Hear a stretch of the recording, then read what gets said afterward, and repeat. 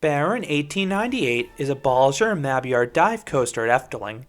This may be one of the smallest dive machines in terms of stats, but it's easily the best themed one. And that theming combined with the ride's placement is the biggest reason why it's one of the better versions of this popular B&M model. Find out everything you need to know about Baron 1898 in this review. Efteling is a park that has always been more about theming than thrills, so there were some skeptics when the park announced they'd be adding a B&M steel coaster for the 2015 season, but those fears were shortly quelled. This Dutch park gave Baron 1898 an engaging story, and the coasters integrated seamlessly with the Midway, making it a very picturesque ride. The ride is themed to a haunted mine. The most striking thing about Baron's appearance is the custom lift structure. Themed to a rusted mine shaft, this feature really captures your eye. I love how the gears are synchronized with the lift hill to spin whenever a train is heading up the lift hill. The coaster's track color was brilliantly selected to be the shade of green matching the oxidized mine shaft. The vertical drop is a spectacle too, as it plummets into a misty tunnel adjacent to the Midway. The rest of the layout runs alongside the Midway and queue line to build anticipation. And in typical Efteling fashion, the entire area is very well landscaped. Now you may have to wait in line for a while though. This competes with Joris and the Draak daily for the longest line at Efteling. Most days, this ride seems to have a 40 to 45 minute wait. There is a single rider line that tends to shave 10 to 15 minutes off your wait, but if you want a specific row, you should be waiting in the standby line.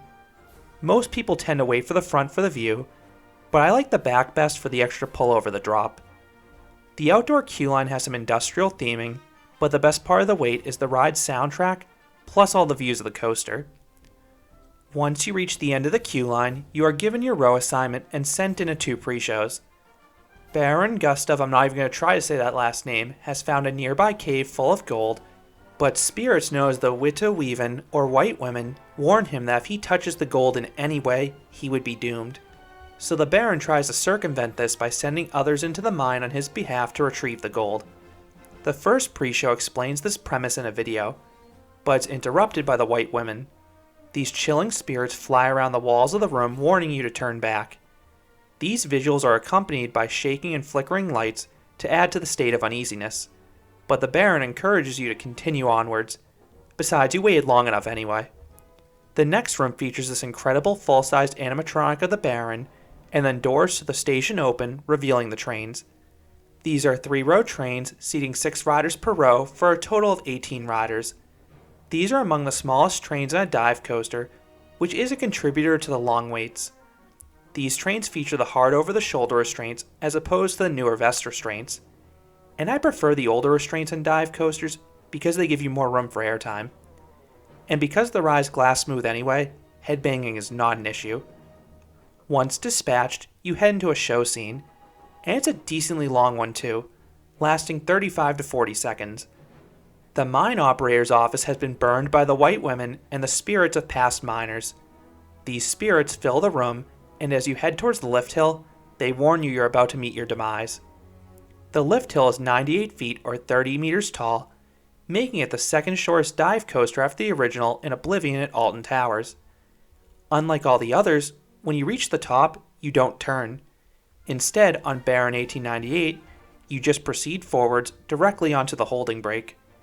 You're held there for a few seconds, building anticipation, and then you're released down the 123-foot or 38-meter tall vertical drop. The visuals are amazing as you plunge into that misty underground tunnel, and the drop also delivers in the force department. It has a slight freefall sensation and delivers good floater airtime. The airtime is a bit stronger towards the back of the train as you're whipped over the crest, but it's sustained in any row. This is easily the best element on the ride, which is the norm for most dive coasters. Then, like almost every dive coaster, the drop is followed by an Immelmann. These elements rarely work for me on dive coasters, and sadly, it's the same on Baron. The element just doesn't do anything interesting.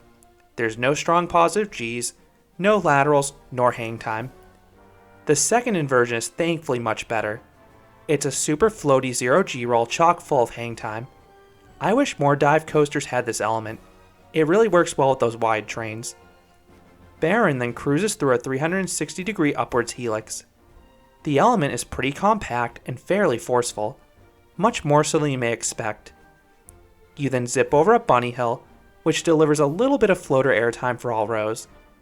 You then round a corner and hit the brake run, ending the 1,644 foot or 501 meter long coaster. The ride may be on the shorter side, even by dive coaster standards, but the overall experience is fulfilling because of the dark ride section and fully fleshed out story. This really is a package ride. So what would I rate Baron 1898?